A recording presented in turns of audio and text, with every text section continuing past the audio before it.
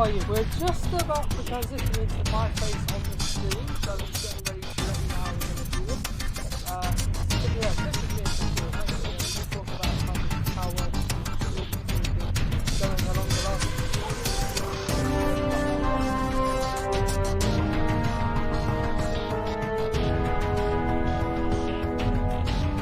That's alright, I appreciate it. The best is all I can do.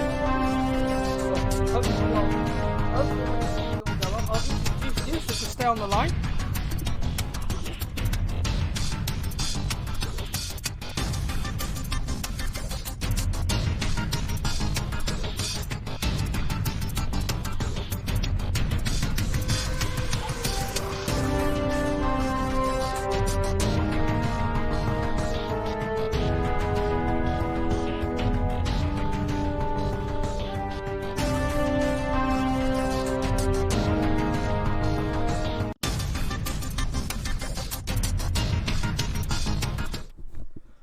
Hello one and all, lovely to have you here this evening in this impromptu stream on a very warm Tuesday evening. Arbin with you from his house again, donning a yellow shirt to keep you all happy in these unusual times. It's a short stream today because there isn't as much content as I was hoping for. However, we will still try our best to give you a show this evening. Obviously, the first thing we must do is obviously congratulate Omar Bugil for winning the World Cup of Goals by Vanarama. He was in a final with Richard Brinley of Notts County. One of the two would get the plaudits of being world champion of goals for the National League this season. And sure enough, he struck, an absolute rasper versus Woking on Boxing Day. And it's been voted the goal of the season so far. So congratulations to Omar on behalf of everyone here at SUFC TV. And I'm sure everyone around the club is equally as happy to have seen him win now. It was a close vote, 51-49, and hopefully somewhere in the world he's having a good time and staying safe, much like everyone else is. Hopefully you're all okay and healthy. So tonight we're talking all about the disability teams and focusing more on their plaudits and actions of the last few years. And we've got Steve, who's the head of the disability team, on the line. So Steve, how are you doing, mate? Hello, good evening, Ahmed. How are you, my friend? I'm very well, thank you. And congratulations to Omar. Very happy with him winning the World Cup of Goals this evening, and well done to him. Fantastic. Talk to me. What was your overall feeling the day he hit that one? Because unfortunately, I wasn't there as I was working at Tottenham that day. But when I saw the goal, I could not believe he would have struck a more sweeter strike than that. So tell me how you saw it that day at the Kingston Stadium. Yeah, unfortunately, I wasn't there to see it live. I wish I was. I was sort of back at the stadium doing work with the disability squad as we train Saturdays. So that's our office hours. We train Saturday. So unfortunately, the away games for me these days are very far and few between, unfortunately. So, obviously we can get to the home games and all the players and all the whole disability section, majority of them do support the first team and go and support the boys. Fantastic. And obviously it's been a great season for Omar. It took a while for him to get going, of course, but he found the goals eventually over the Christmas period and helped us up the table. So happy days all around on that front. Right, Steve, your forte pretty much is about the disability teams. I'm just going to fiddle with this microphone for a second so it stays still while I have you talking into it. Speak to me about the development of the players you've had over the years and also how it came about for Sutton United to start fielding a disability side against more established names in the game. Well, it started back in about 2014, when I think a discussion with myself and Tony Henson-Smith, we decided that we would like to start up a disability team and obviously, put them in Sutton United colours, and that was our dream. So it started very slowly, to be quite honest. We trained in the Collingwood Rec. And I think we probably started off with about 2 or 3 players. So, but me being, the sort of person I am, we kept with it. And, eventually, after meeting with a few disability groups in the borough, we managed to be able to get players down. Certainly a very hard beginning. Very hard indeed. And obviously, unfortunately, I wish I knew more, as I am obviously focused more on the first team and at times the women's sides. But I obviously heard that we were set to have a very, I would say, a good profile friendly versus Brighton prior to obviously the coronavirus pandemic taking effect. But how were you looking forward to that game? Because I certainly was. Yeah, I mean, over the years, as I say, we've sort of got, literally come from about 2 or 3 players into where we are today with 44 adults with disabilities playing at the 3 recognised disability levels, which is the Premiership, the Championship and League. So certainly playing Brighton and Hove Albion at home in front of the SUFC TV cameras and yourself on the commentary team, yep. We were all looking forward to it. So very disappointed that basically our season from now has been cancelled. That's a real shame, of course. And personally, I was really looking forward to it because it would have been a double header that day when Sutton United's disability side was meant to play Brighton, because the same day the first team were at Barnet, so it would have been a straight train journey up to the Hive for that particular game, and I was really looking forward to it. But a great shame, of course, that was called off, obviously due to the circumstances we're all experiencing now.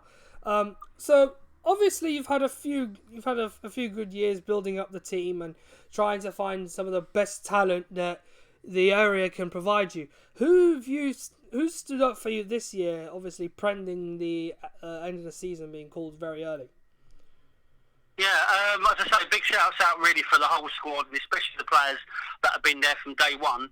But we did I did receive quite a surprise phone call back in about September, October time from a young man called Aaron Lucas. At the time was with West Ham and being a cerebral palsy England international. So he called me. And heard about all the great things that Sutton United were doing with the disability team, and believed that playing for Sutton United over West Ham would be best for his England career moving forward. So, fantastic. It says quite a lot, really, that statement. Indeed it does, and it proves that Sutton United is still a draw, even in the troubling times that we are in. It's still a great draw for anyone, even the newest of fans.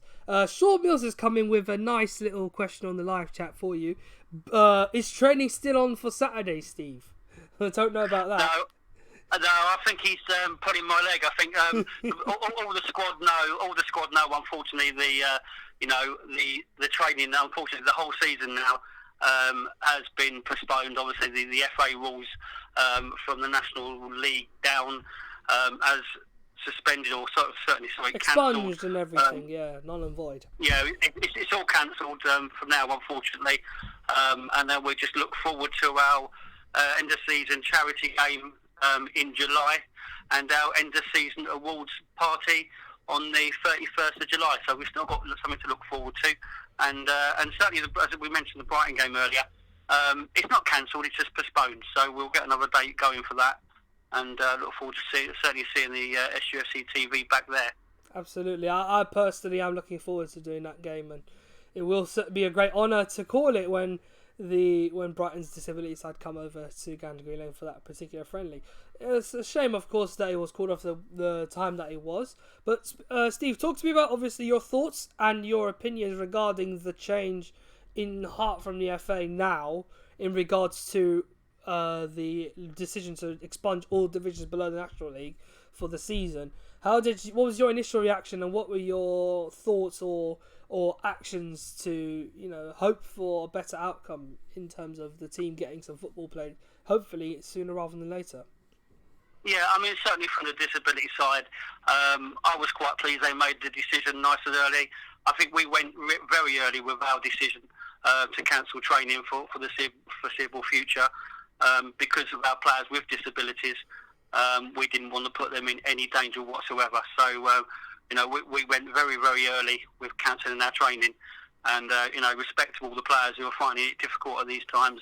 But we will be back, and we'll be back and better, and certainly looking forward to the next season. let's talk about next season. Of course, yes, it's a long way away now, and I'm obviously not trying to tempt fate so early from whenever we really begin the new year. But looking ahead to next season, what are your overall ambitions? What are your hopes for St United's disability sides going forwards as we progress through the years? And it can only get better, really. Well, it's been a remarkable rise, to be quite honest.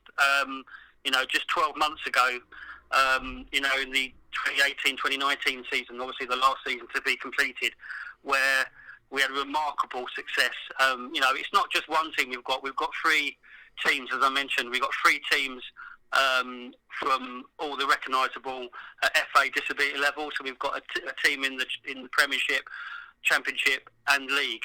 But the success of the teams have been absolutely remarkable. Last season, I've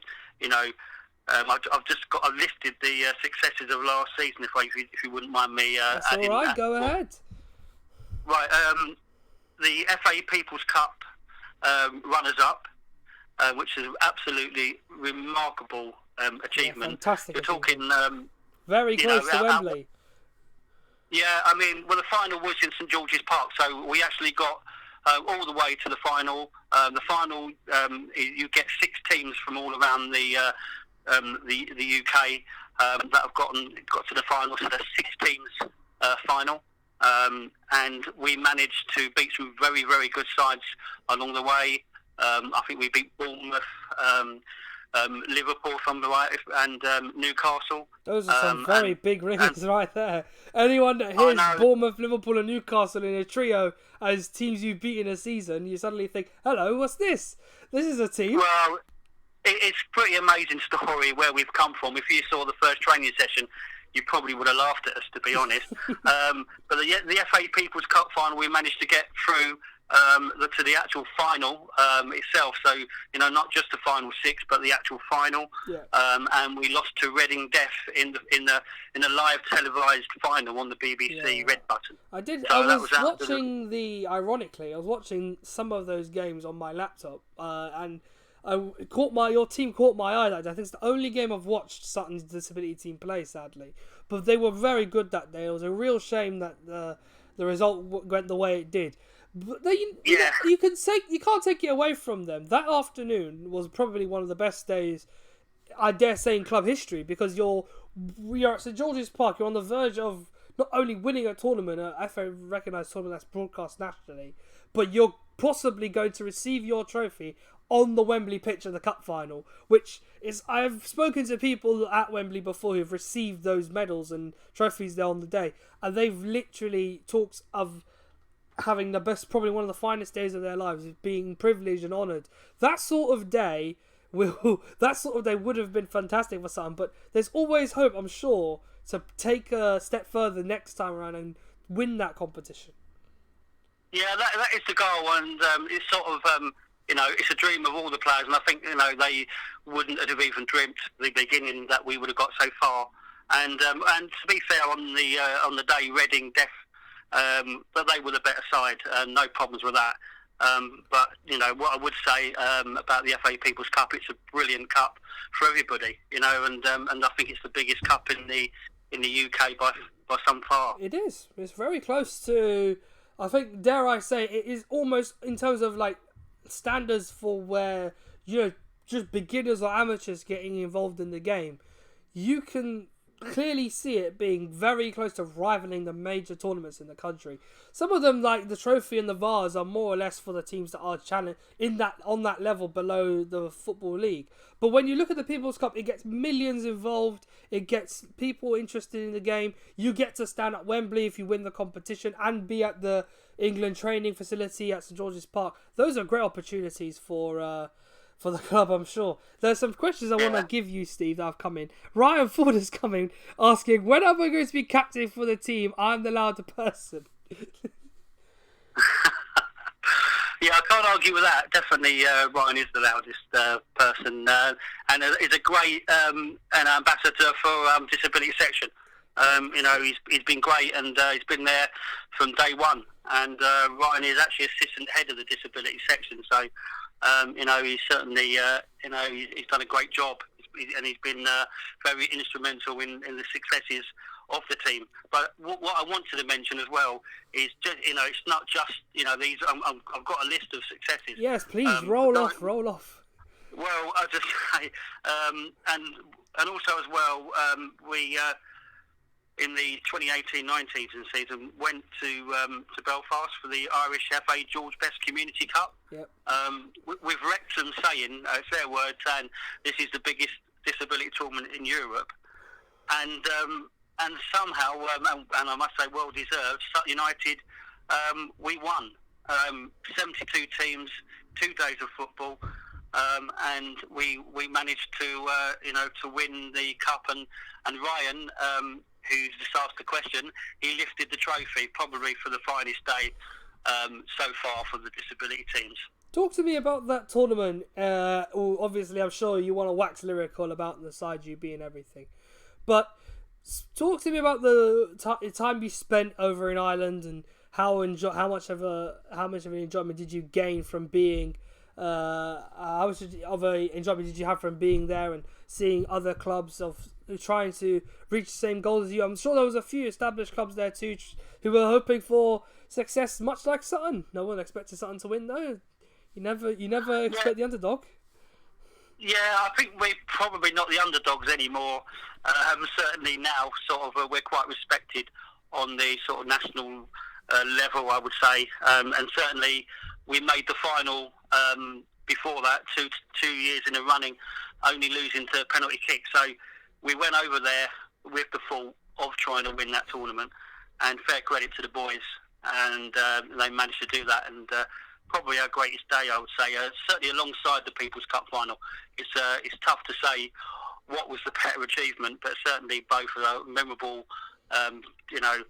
Times for the players, but also a special mention as well for the Sutton United Jays as well. They made the People's Cup Final 6 in 2017-2018, which again was a remarkable achievement, especially with the league standard, which is the lower standard. Yeah. And to say when we do go there, so we've been there twice now to the finals. And the players get put up in the Hilton Hotel there, because obviously we have to be up there early for the morning. So it's a great way of valuing their success, and they certainly felt fantastic. And we had some brilliant feedback from all the players that have sort of been to the People's Cup final and stayed at the Hilton Hotel where the England team stay. Fantastic. And so it's not just the first team, the Sutton United youth team, but the Sutton United Jays team as well. Big shout out to those guys. Been absolutely fantastic in this tournament as well. All right, a couple more from the live chat, but very good, obviously, to hear that there's been a lot of great moments and hopefully more to come from Sutton United's disability sides. There's a lot of potential, as Steve is making abundantly clear to us. There's a lot of potential that they can go much higher than where they are right now, and we will wish them well for that, and I believe we can see them in bigger places than just nationally, won't we, Steve?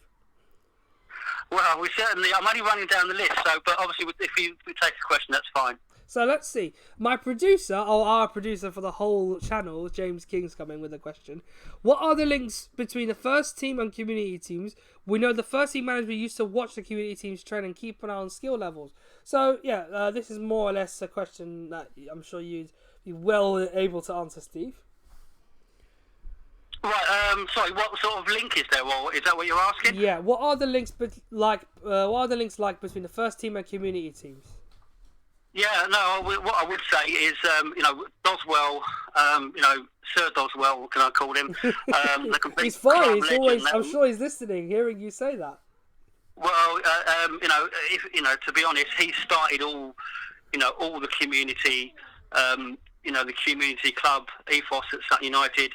If you think about, the ladies, the juniors, the academy, it's not just about the first team, and this is what is special about the club, this is it's what stands it up against all other sort of sides that we played against, and people have come up from Premier League teams and been in awe about the support that Sutton United Disability Section gets from Sutton United and the first team, and certainly the 3G. It was lift-off time really when we got the 3G pitch. Fantastic. Another question from Harry Phillips is, what has been your favourite Sutton United Disability team moment? I'll ask you that first and then your club moment, but first your memories of the disability team. Right, memory for the disability team for me, I would say, is reaching the FA People's Cup final. And knowing that we were live on the TV was a bit of a surreal moment, to be quite honest, and thinking of how far that we've actually come. From Collingwood Rec to St George's Park live on the television, it was quite an amazing time. Fantastic! It shows you the standards that the game have for you, and even from where, as Steve mentioned, you go from the absolute. I mean, Collingwood Rec could be one of the best places to play football in the world. Who knows? But nevertheless, you can go from there to St George's Park. You always have a chance in making success of a team, especially like the disability sides. Your club moment, the moment which astounds you about Sutton United as a football club. Obviously, I know you're focused more on just one factor, but I'm sure, like everyone else, you watch the first team, you watch the women's teams. What has been your standout moment for the whole club? Right, I would say going back into 1987, obviously beating Coventry at home, and the enjoyment and actually the publicity that got at the time for Sutton United was absolutely incredible time, and obviously the more modern times when we look at my favourite time was beating AFC Wimbledon away, knowing that we would. Yeah, knowing we'd be playing at home to Leeds in a televised FA Cup, to say it's a fairy tale. I wouldn't have even dreamt about that, to be quite honest. I would be dreaming about Sutton United getting to the FA Cup first round and playing, Cambridge United, and that's the sort of dream that I did have until now. So, it's amazing, what teams can achieve. Fantastic, great. How about, let's see. What are your hopes for Sutton United next season in terms of the whole club? I mean, you can talk about the first team, you can talk about the women's team and the disability sides. You've mentioned, obviously, your department more or less focused on just getting back to the People's Cup final. What about your thoughts on the first team as they've played this season? And we're not sure, obviously, when the season will restart at the moment, but what are your hopes for the club next season? Yeah, obviously, Matt Gray has done an absolutely fantastic job since becoming first team manager, and wished the first team all the best of luck, because I assume that the season probably will be resumed at some point. I don't know, obviously how that will be finished, but I think Matt Gray has done an absolutely amazing job. Not the easiest job to come into after the legend himself, Paul Doswell, and so Matt Gray, full credit to Matt. Brilliant job for the first team, and I know he managed to sign half of the squad at the moment for the new season. So, I'd just like us to stay in the National League and hopefully push on for a playoff place for the first team. And as I say, Duncan has been fantastic with the ladies, and it's great to see them improve like they've done season upon season, and really hope that they can get where they want to be and get promoted. And I'm sure they will keep going. That they just seem like a steam train. Duncan, as I say, doing a great job there, and may that continue. It's great for the football club, and also as well, as I say, Marvin's Academy. And again, I was listening yesterday, and what they're doing there is fantastic, and trying to bring players through to the first team. Yeah. The club is a special place, and it's. I think until you're in it, you can see what it's like. It's brilliant, and so certainly with the disability team, we want to continue with the success we have. We want to see if we can, always strive to be better. And we've got brilliant coaches, as I say. We've got 3 teams. The Sutton United Youth has been the manager, James O'Carroll, and along with Chris Dunn, we've got the Sutton United Ganders team. Big shout out to Paul Hayward and Chuckles, doing a fantastic job with the Ganders, absolutely outstanding. They topped in fact, both of our teams that entered the Surrey County Football for All League, which is a great league for disability teams. Both of the Sutton teams topped their tables. Again, I would say, been doing fantastically. And also as well, Jamie Arnold with the Sutton United Jays team. Absolutely fantastic and so inspirational when you see these guys play and train. Brilliant. Steve, absolute pleasure having you on tonight, mate. We really appreciate your time. Hopefully you're staying safe and staying healthy. We all hope that whatever your plans are for the future with the disability sides, they're all successful. And hopefully when we do get going again, that we can you can get that hosted match against Brighton going. Yeah, no, thank you very much, and I hope the viewer enjoyed it. Fantastic. Well, I have no idea what the numbers are. I'll have a look behind my OBS screen to tell you how many there are that joined you tonight. Certainly, you've been great, Steve. Absolute pleasure having you on, mate. Thank you for joining us. Hopefully we'll see you soon. Anytime, and look forward to seeing Sutton United TV at the game shortly. So, thanks for your support as well. Pleasure as always. Thank you very much, Steve. See you soon. Bye-bye. Goodbye.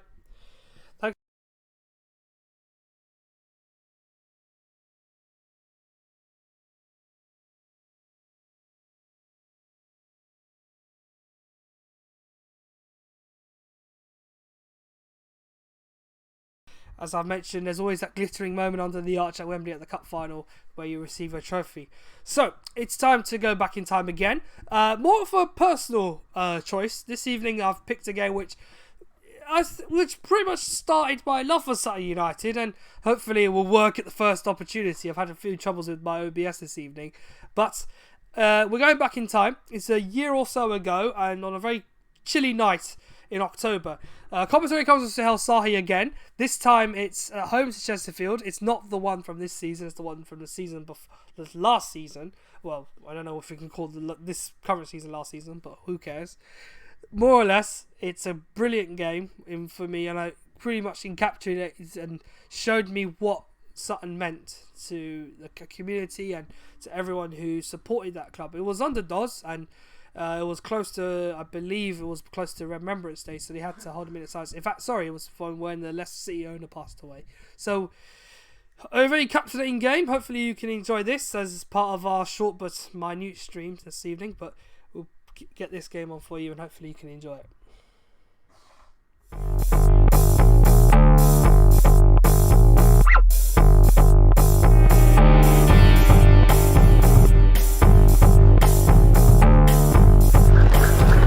It's been a long 5 weeks since the last time you saw Jamie Collins leading Sutton out here at Gander Green Lane. A lot's happened.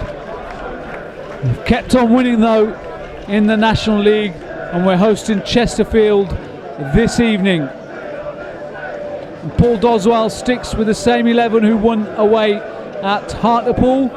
So Kieran Cadogan will play in midfield alongside Kenny Davis and Craig Eastman, with Aaron Drynan, Jonah Ayunga and Tom Bolarimwa, the three up front. Plenty of familiar names in Chesterfield's lineup: Curtis Weston, Jerome Binnan-Williams, Tom Denton, Sam Muggleton. On the bench for them is Zavron Hines and Marc-Antoine Fortuné.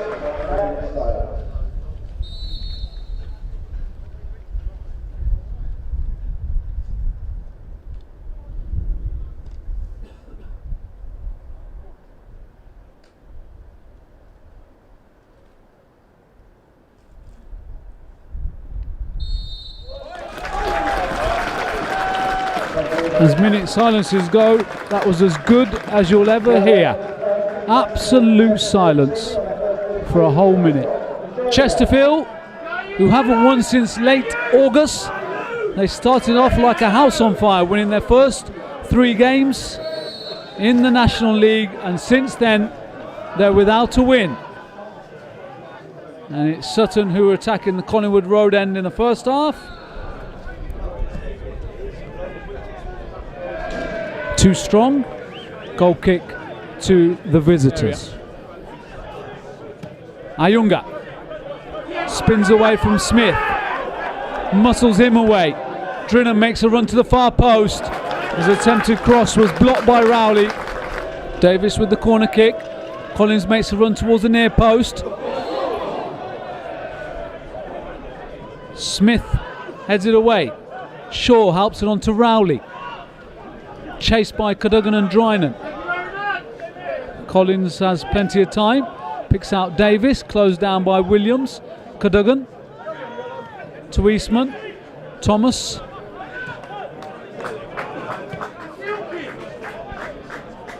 Nicely done by Davis. Picks out Ayunga.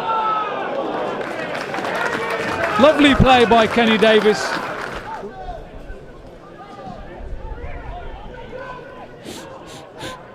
Collins beats Denton to the ball. Hollis forced to go back by Drinan. Callum Burton. Misplaced pass. Bolarinwa did really well. Trying to pick out Drinan. Davis. Left arm raised. Drinan. Header was on target. Cleared away.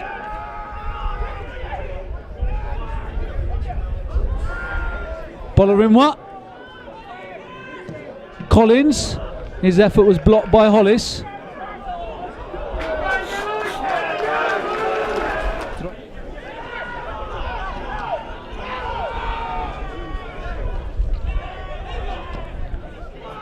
Clough sends it towards the far post. Collins is there. Caught in two minds whether to pull the ball back or have a shot himself. Rowley.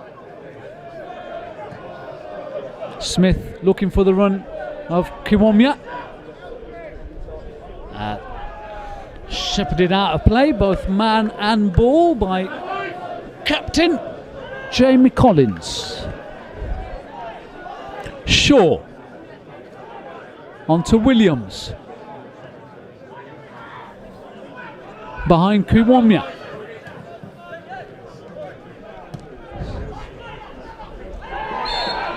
Eastman brings down Shaw. Collins is marking Denton. And Davis is on Hollis. Clough is now marking Hollis. Williams over the free kick.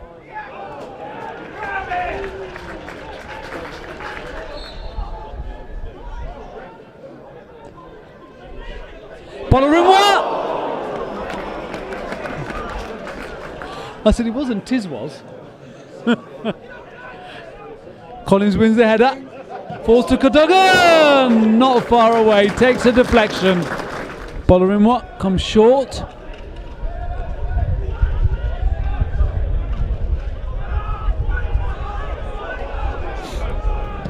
Oh, fine challenge by Bolarinwa on Kiwomya.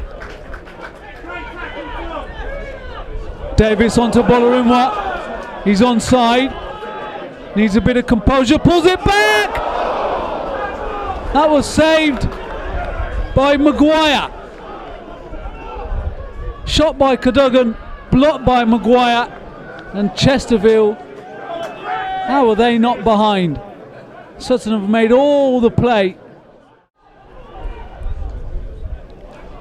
Cadogan into Eastman. Now to Ayunga. Ayunga's the man, and that's his first goal here at the Lane. It's Jonah Ayunga,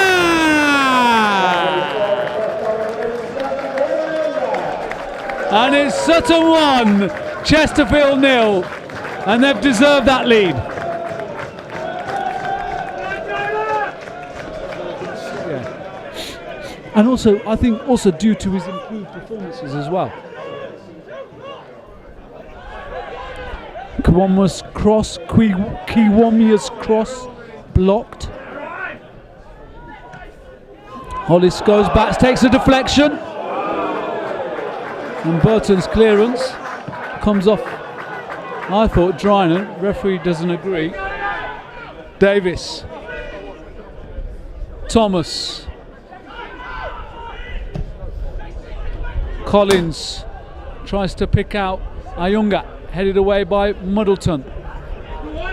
Ayunga. Oh, good effort. Well plucked out of the sky by Callum Burton.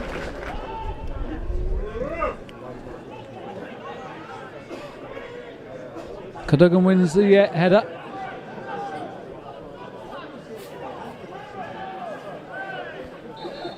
And there goes the half-time whistle from the referee, David Rock. Nice warm round of applause from the Gander Green Lane faithful. So Chesterfield will get us underway in this second half. And Martin Allen, their manager, has made a change. Tom Denton makes way and Levi Amanchi comes on for this second 45 minutes. Referee David Rock gets us underway and Maguire sends it forward and it runs out of play early. Bennett with a slice clearance.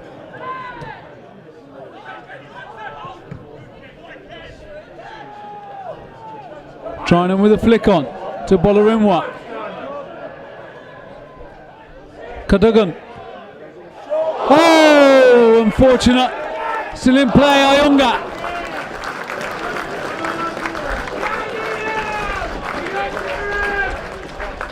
Cadogan with a short back lift. Goalkeeper got his fingertips onto the ball and then it went onto the crossbar. Ayunga chasing down Cadogan through the legs of Rowley, and now Eastman. Thomas overlapping. Good cross in towards the near post.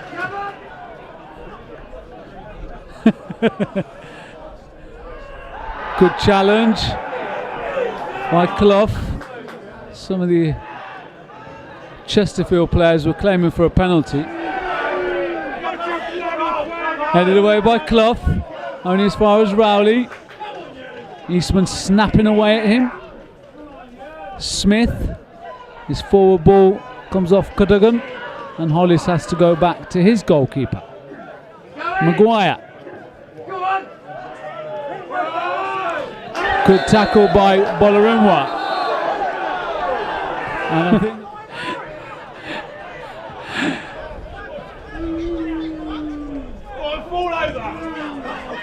Muggleton to Hines.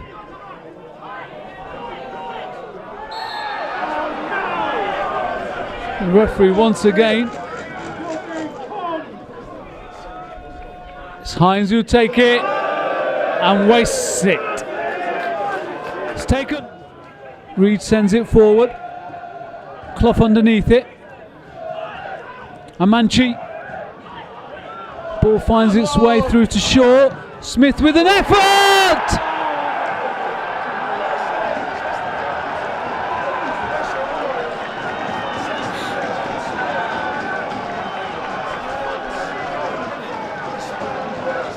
And that's the equaliser.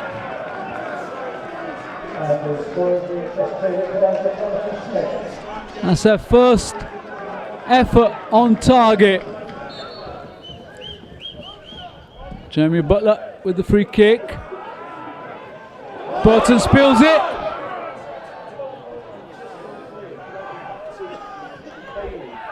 Bailey sends it back in. Clough. His effort is charged down by Maguire.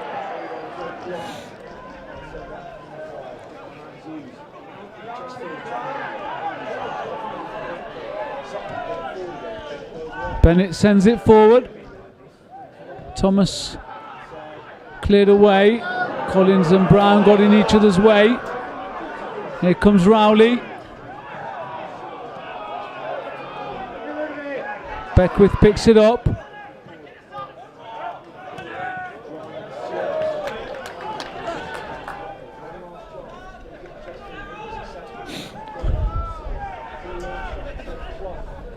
Clough, Bailey, Maguire gets it away. Collins lifts it forward. Hollis was climbing all over Clough. Kiwomya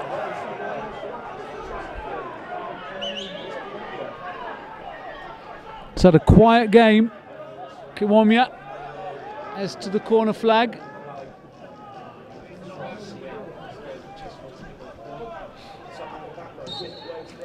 And there goes the full-time whistle.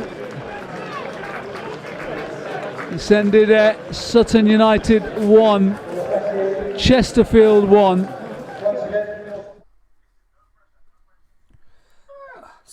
Some match, eh? That was a good match indeed, and I enjoyed it, even if it did end just by the solitary draw between the two sides. But that's what brought me to Sutton United, and I've enjoyed every moment since. Hopefully we'll have more of those as the years go on. End of the stream, everyone. Thanks for those who have joined us here this evening and have given up their time and are staying safe. Hopefully you'll take it each day at a time as it comes. For now, thanks for joining me. Take it easy, everyone. Stay safe, stay healthy, wash your hands, more importantly, and I'll see you soon. Cheers.